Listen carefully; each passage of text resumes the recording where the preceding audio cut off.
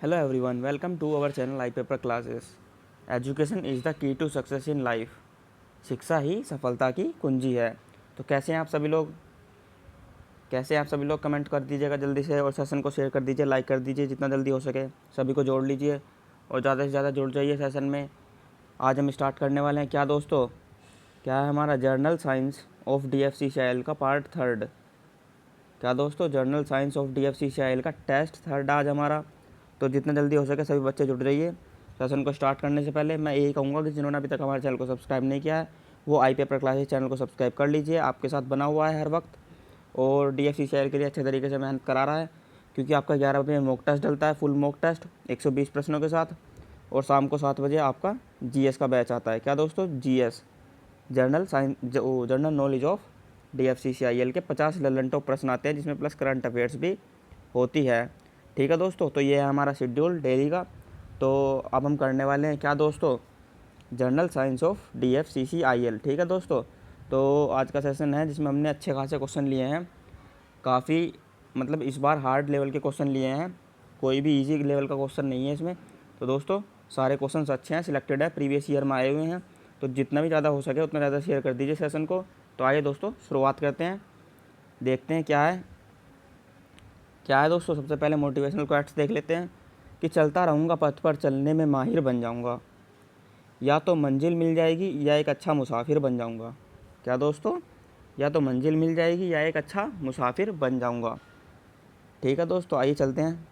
क्या है पहला क्वेश्चन, आप देख पा रहे होंगे स्क्रीन पर। दोस्तों सेशन को लाइक कर दीजिए जल्दी से और शेयर कर दीजिए सभी को, ताकि ज़्यादा से ज़्यादा बच्चे जुड़ जाएँ। तभी फ़ायदा है, तभी अच्छा लगता है कि हाँ इतने बच्चे चल रहे हैं हमारे साथ। पहला क्वेश्चन क्या है, कार्बन डेटिंग विधि किसकी आयु का निर्धारित करने के लिए अपनाई जाती है। कौन सी विधि है, कार्बन डेटिंग विधि किसकी आयु निर्धारित करने के लिए अपनाई जाती है। जीवाश्म, यकृत, प्लीहा या पेड़ों की आयु की गणना। तो किसके लिए अपनाई जाती है दोस्तों, कार्बन डेटिंग विधि अपनाई जाती है जीवाश्मों की आयु निर्धारित करने के लिए कार्बन डेटिंग विधि अपनाई जाती है। ठीक है दोस्तों, और यदि हम पेड़ों की बात करें तो पेड़ों की आयु की गणना किससे की जाती है, एंगुलर रिंग्स से, वार्षिक वलय। जो पेड़ों के अंदर वार्षिक वलय होते हैं ना क्या दोस्तों, गोल गोल जो होते हैं, जो साल में 1 या 2 चढ़ते हैं, वो उसी के हिसाब से बढ़ता चला जाता है। उन्हीं के आधार पर गणना की जाती है किसकी, पेड़ों की आयु की। ठीक है दोस्तों, आगे चलते हैं। प्लीहा क्या है हमारा, RBC का कब्रिस्तान प्लीहा स्प्लीन को कहते हैं। ठीक है दोस्तों, आगे चलते हैं। अत्यधिक शराब का सेवन करने से शरीर का कौन सा अंग विशेष रूप से प्रभावित होता है। अत्यधिक शराब का सेवन करने से शरीर का कौन सा अंग विशेष रूप से प्रभावित होता है। कौन सा होता है दोस्तों, क्या है हमारा, लीवर, यकृत होता है दोस्तों, सबसे ज़्यादा प्रभावित होता है शराब का सेवन करने से। ठीक है दोस्तों, और डायलिसिस की क्रिया किस में होती है, गुर्दों में होती है। ठीक है दोस्तों, तो आगे चलते हैं। आगे क्वेश्चन आप देख पा रहे होंगे दोस्तों सेशन को शेयर कर दीजिए जल्दी से, और जितना ज़्यादा हो सके लाइक कर दीजिए। तो आगे चलते हैं। शरीर में रक्त बैंक का काम कौन सा अंग करता है। शरीर में रक्त बैंक क्या है दोस्तों, ब्लड बैंक का काम कौन सा अंग करता है। तो कौन सा अंग करता है दोस्तों, स्प्लीन, या इसे बोलते हैं तिल्ली, या इसे बोलते हैं प्लीहा। 3 नाम है दोस्तों इसके, किसी भी नाम में पूछा जा सकता है, स्प्लीन, तिल्ली, प्लीहा। इसे RBC का कब्रिस्तान भी कहा जाता है। ठीक है दोस्तों, अब हम बात करें जो हमारी हड्डियों का निर्माण होता है वो किस में होता है दोस्तों, अस्थि मज्जा में। ठीक है दोस्तों, बोन मैरो में। आगे चलते हैं। हरे पौधों में प्रकाश संश्लेषण की इकाई क्या कहलाती है। हरे पौधों में, ग्रीन ट्रीज में प्रकाश संश्लेषण फोटोसिंथेसिस की इकाई क्या कहलाती है। तो क्या कहलाती है दोस्तों, हरे पेड़ पौधों में प्रकाश संश्लेषण की इकाई क्वांटोसोम। क्या दोस्तों, option B is the right answer of this question. Quantosome कहलाती है हरे पेड़ पौधों में प्रकाश संश्लेषण की इकाई। ठीक है दोस्तों, तो आगे चलते हैं। क्वेश्चन दोस्तों आपको दिख ही रहा होगा कि किस टाइप के क्वेश्चन लिए हैं, अच्छे लेवल के क्वेश्चन है सारे के सारे। तो आगे चलते रहिए दोस्तों। और सभी कमेंट कर दीजिएगा कि उनके कितने क्वेश्चन सही हुए हैं। कमेंट कर दीजिएगा कि जैसे हमने 20 लिए हैं तो 20 में से 18 सही हो गए उनके या 19 सही हैं या 10 सही हैं या 15 सही हैं, सभी कमेंट कर दीजिएगा। सारे क्वेश्चन अच्छे हैं इसलिए पूछ रहा हूँ मैं। आगे देखते हैं, शरीर में रक्त की सफ़ेद कोशिकाओं का मुख्य कार्य क्या होता है? शरीर में रक्त की सफ़ेद कोशिकाओं का मुख्य कार्य क्या होता है? तो क्या होता है दोस्तों? कौन सा ऑप्शन है? जल्दी से कमेंट कर दीजिएगा। ये क्वेश्चन अच्छा है थोड़ा सा।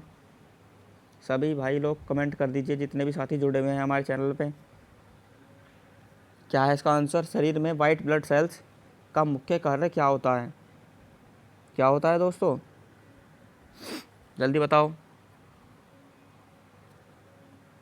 तो ये होता है दोस्तों ऑप्शन सी, शरीर को बीमारियों से बचाना। क्या दोस्तों? शरीर को बीमारियों से बचाना, बीमारियों से बचाए रखना, यही वाइट ब्लड सेल्स का कार्य होता है।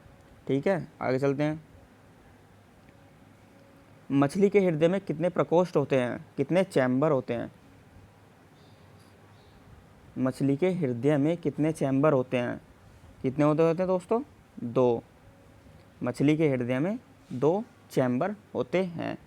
ठीक है, अब मैं पूछूं आपसे एक क्वेश्चन मैं आपके लिए छोड़ के जाता हूं कि मानव शरीर के हृदय में, ह्यूमन हार्ट में कितने चैम्बर होते हैं? ह्यूमन हार्ट में कितने चैम्बर होते हैं? ये आप मुझे कमेंट बॉक्स में कर दीजिए, जितनी जल्दी हो सके सभी साथी कर दीजिएगा। आगे चलते हैं। 40 वर्ष पूरे हो जाने पर चर्चित अप्सरा को क्या कहते हैं? 40 वर्ष पूरे हो जाने पर चर्चित अप्सरा क्या है? ये क्या कहलाती है? तो क्या कहलाती है दोस्तों?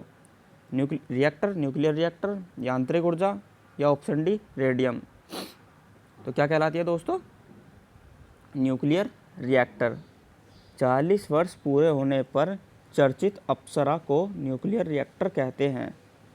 क्या कहते हैं दोस्तों? Nuclear reactor. आगे चलते हैं। डायनामो का कार्य क्या होता है?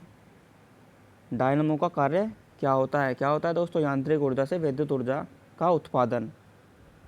यांत्रिक ऊर्जा से विद्युत ऊर्जा का उत्पादन। Option number B is the right answer.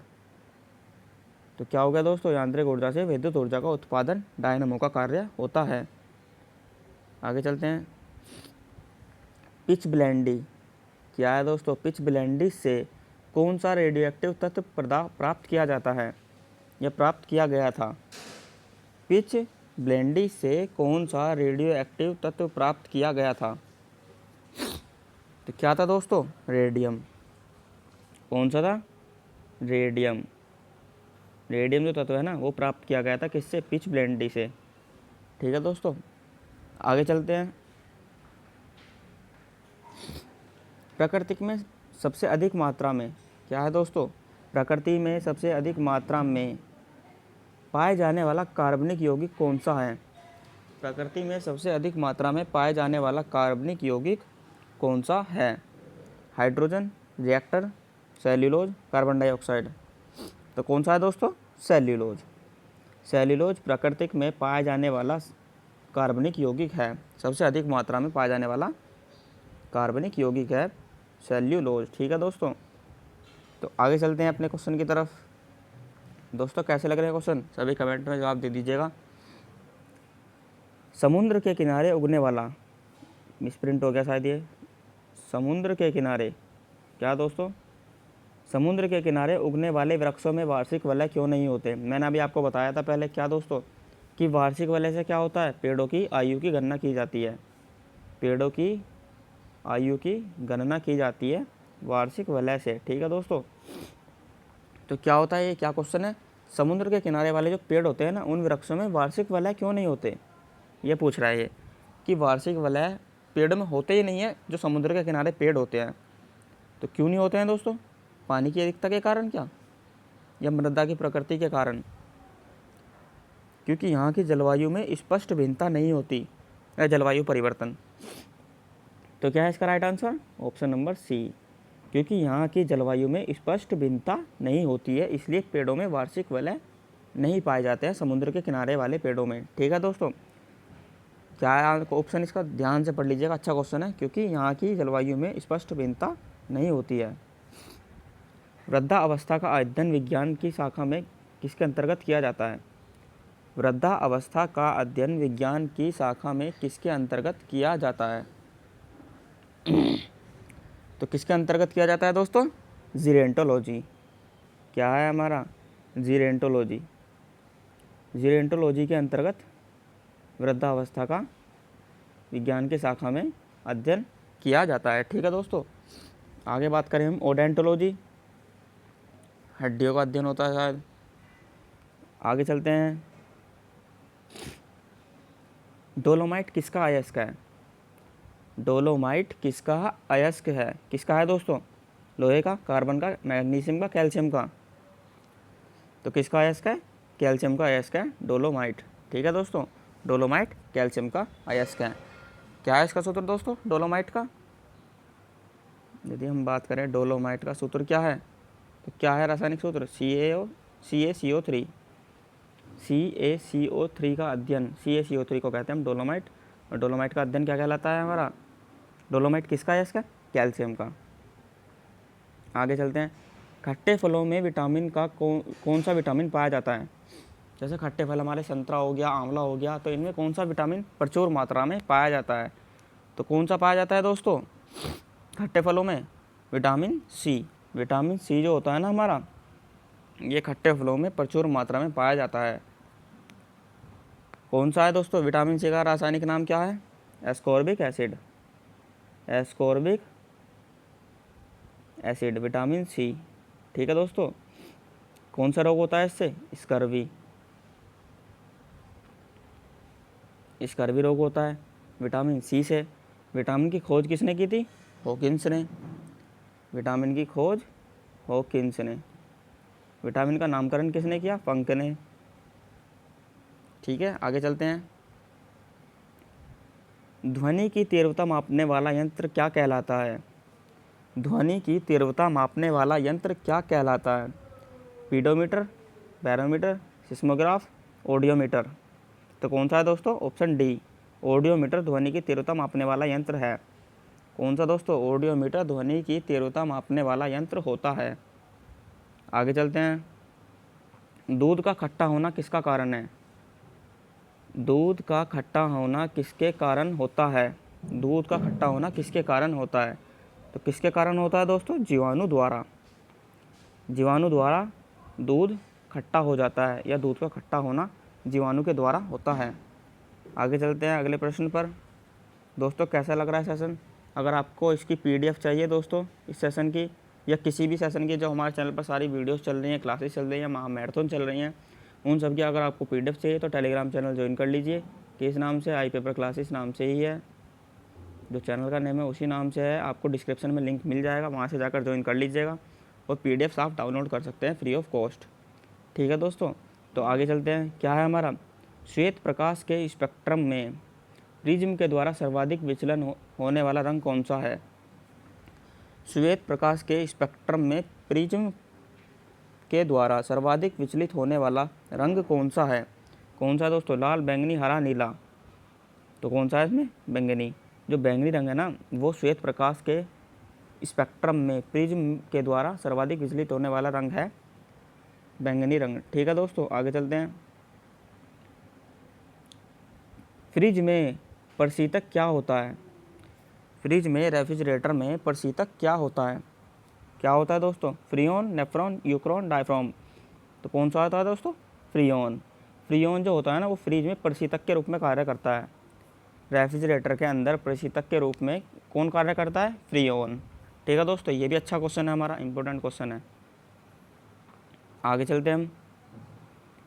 किस अंग के कार्य न करने पर डायलिसिस किया जाता है? मैंने ऊपर बताया आपको डायलिसिस की क्रिया कौन से अंग में होती है।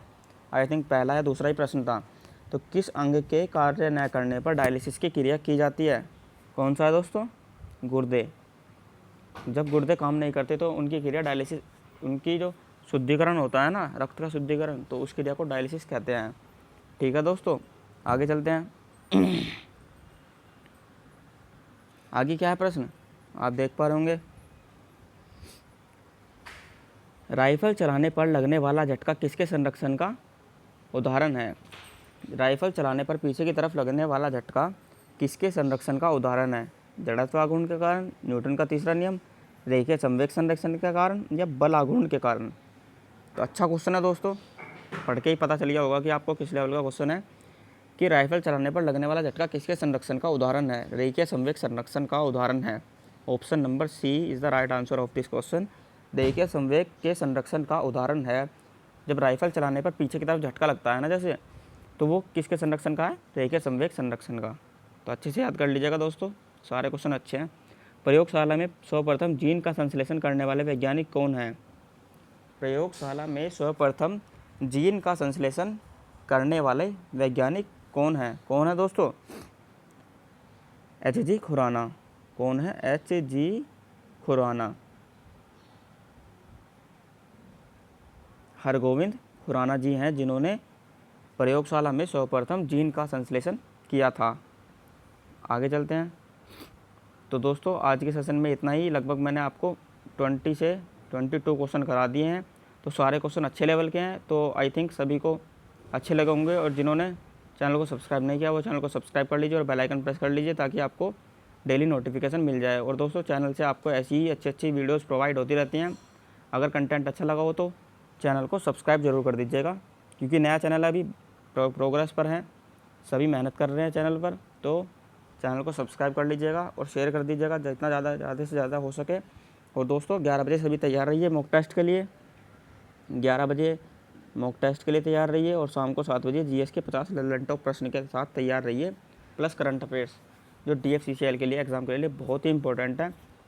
सारे क्वेश्चन हमें प्रीवियस ईयर कराए जा रहे हैं। जितने भी प्रीवियस ईयर में आए हैं ना क्वेश्चन, वही सब कराए जा रहे हैं। ठीक है दोस्तों, तो आज की वीडियो में इतना ही। मिलते हैं नेक्स्ट वीडियो में। तभी के लिए बाय बाय। जय हिंद, जय भारत।